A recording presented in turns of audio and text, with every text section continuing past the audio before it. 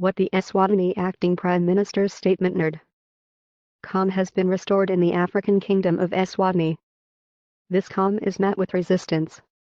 It will take a lot of work to bring citizens groups and government on the same page, but some initial progress has been made.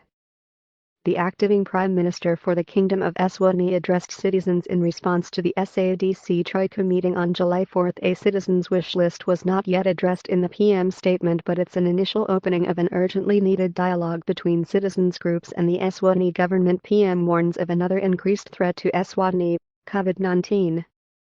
The Southern African Development Community went to the Kingdom of Eswatini to bring both the government and private citizens groups together to allow a civilized discussion to resolve differences and stability to the country.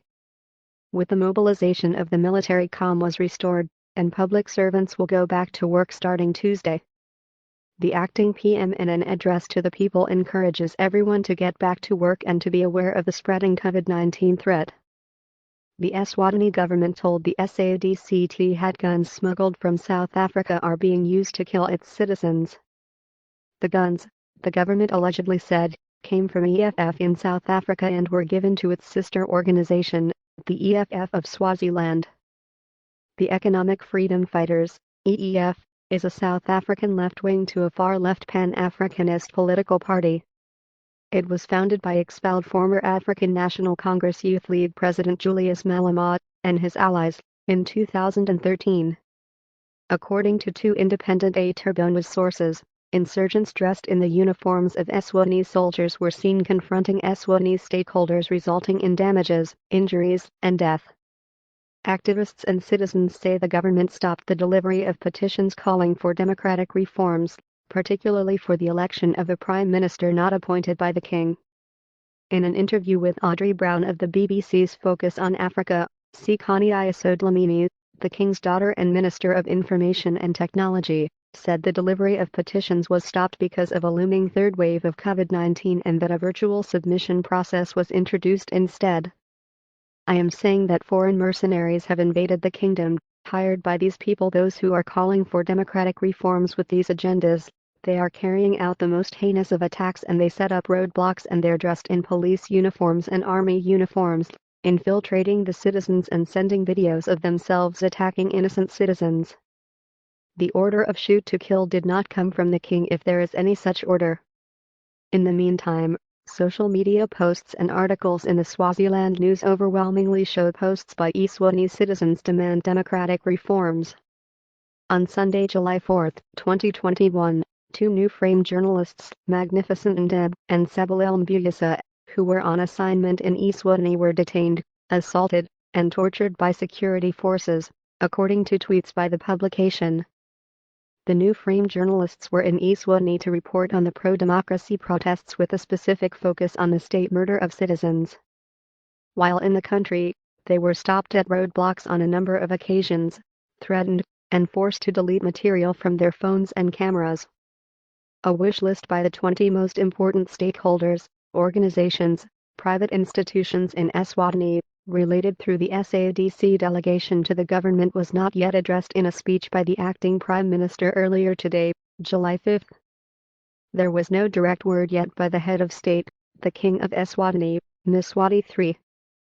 This is the statement by the acting Prime Minister of the Government of the Kingdom of Eswatini.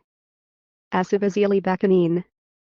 Our collective resolve as a nation is to never lose sight of the overarching objective of uplifting the lives of all Mswati, and remains unmovable and unhindered. Despite the events of the past week, which were marked by violence, arson, and looting on an unprecedented scale, we stand united in our call for sustained peace and stability. We were happy yesterday to receive the SADC Troika organ, who was on a fact-finding mission at our invitation. This SADC fact-finding mission will continue in due course as we share the common regional objective of ensuring sustainable peace and stability in our region. I plead with the nation to stay calm and patient while the process is ongoing. As citizens of this country and region, we all share the responsibility to never engage in any activity that negates the strides we have made to improve the lives of people, no matter how different our standpoint may be at any particular time. The unacceptable damage to government and private property perpetrated by looters is now well into billions of mlangeni, causing a major setback to the country's socio-economic growth and stability. The current estimate reveals that the cost of damage stands at about $3 billion, with 5,000 jobs lost and counting. Micro, small and medium enterprises, MSMEs, were also not spared by these looters, as approximately 1,000 small businesses were affected. This comes at a time when our country and the world is engaging broad strategies to ignite job creation and spur our economies on a path of sustainable growth. 3. The unprecedented violence also hit hard on our health sector as, among others, 6 health vehicles, including ambulances, were vandalized, some of which were brand new. These include specialized COVID-19 vehicles for the contact tracing program and transporting COVID-19 samples in the Eswatini region. The Enlangano regional health offices were gutted. Another ambulance was attacked in the Lubombo region, placing the lives of patients on board at risk. This is over and above over 10 Tinkundla centers that were vandalized by these looters and rioters.